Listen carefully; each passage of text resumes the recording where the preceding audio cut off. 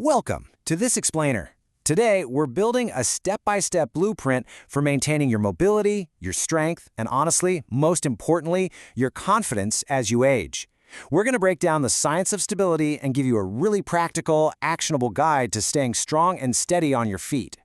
So, let's just dive right into the big fear by asking a pretty critical question. Is falling just an inevitable part of aging? It's a super common worry, especially since falls are still a leading cause of injury for older adults. But here's the thing. Top health experts give a resounding no to that question. The science actually shows that balance is very much a use it or lose it skill. And the great news is, you can actively maintain and even improve it with the right kinds of movement. All right, here's our game plan for today. We'll start with the power of balance, then look at Tai Chi for fall prevention, chair yoga for arthritis, the incredible benefits of resistance training, some specific moves you can try at home, and finally, how to exercise safely and smartly. Okay, Section 1, the power of balance. While technology like fall detection smartwatches is absolutely fantastic, nothing really replaces your body's own physical defense system. Good balance isn't just about strong legs. It actually requires a physical triple threat working together. You've got your vision, your inner ears' vestibular system, and a really crucial third piece of the puzzle called proprioception.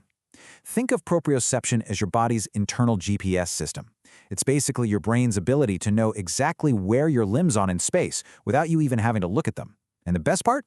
Doing regular balance exercises actually recalibrates this whole internal GPS, making you remarkably steadier on your feet. Moving right along, Section 2, Tai Chi for fall prevention. So Tai Chi is this ancient Chinese practice with roots in martial arts, and it uses these beautifully slow, deliberate, flowing movements mixed with deep breathing. And it is a powerhouse for drastically reducing fall risk. Studies show it can actually improve stability and walking speed in just 12 weeks. Stanwood Chang from the Harvard-affiliated Massachusetts General Hospital hit the nail on the head here. He says it's literally like practicing tightrope walking on the ground. Moving slowly from one pose to the next forces you to constantly shift your weight. This is especially huge for older adults who might be adapting to nerve damage in their feet or legs. That hyper-focus on deliberate footwork really helps compensate for any lost physical sensation by building up incredible spatial awareness. Next up, Section 3, chair yoga for arthritis. Look, if getting up and down off the floor is feeling a bit too taxing these days, chair yoga is about to be your new best friend. It lets you reclaim your movement without putting undue strain on your joints. As you can see here, you get all the benefits, building flexibility, improving your range of motion, and releasing those great mood-boosting endorphins while remaining entirely supported. Doing poses like a seated mountain pose or seated twists helps safely lengthen your spine and build core stability. It's a total game changer for reducing chronic pain, making it just an incredibly accessible option if you're managing arthritis or limited mobility. All right, Section 4, the benefits of resistance training. So, we've got balance and flexibility covered. Now we're transitioning into the reinforcement phase, which means building strength and bone density. Check out this quote from a major systematic review. It is incredibly empowering. It flat out proves that it is literally never too late to start lifting. Dynamically moving your muscles against weight or resistance directly fights back against muscle loss and physical frailty. It boosts your energy metabolism, improves insulin action, and just keeps you functioning at a high level.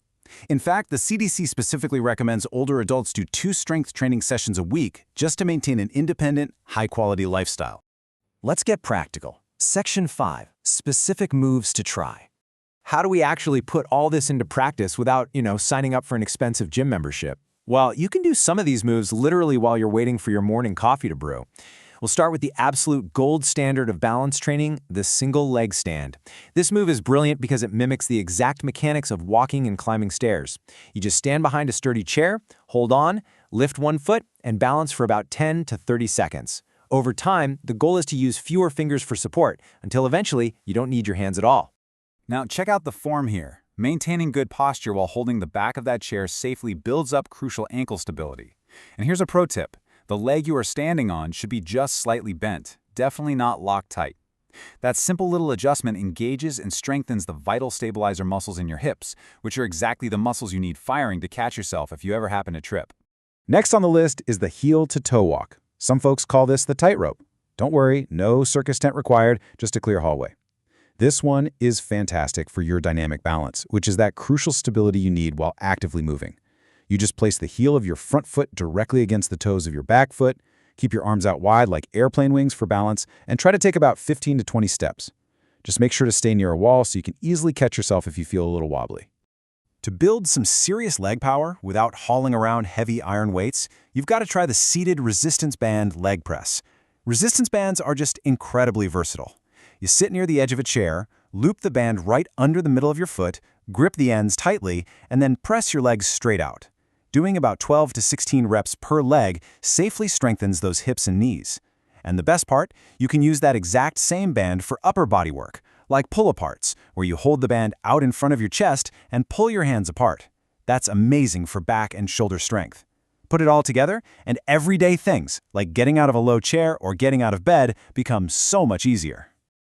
Okay, bringing it home with Section 6, exercising safely and smartly. Listen, if we want to make this a lifelong habit, consistency is way more important than intensity, and staying injury-free is job number one.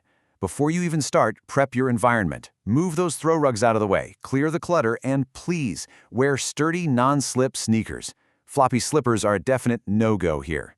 As we mentioned earlier, always keep your joints slightly bent during these movements to avoid overstraining. And remember, never bounce into a stretch. Slow and steady wins the race. Lastly, hydrate. Even low-impact exercise requires plenty of water to keep your muscles firing right and to ward off dizziness. And of course, just a quick reminder to check in with your doctor before kicking off any new routine. So, I'm going to leave you with a thought to chew on. Aging gracefully really isn't about avoiding movement. It's about moving smarter. So, which 15-minute routine are you going to start today to secure your independence for tomorrow? Go grab a sturdy chair, clear out a little space on the floor, and take that first step toward a safer, stronger you. Thank you so much for joining me on this explainer, and keep on moving.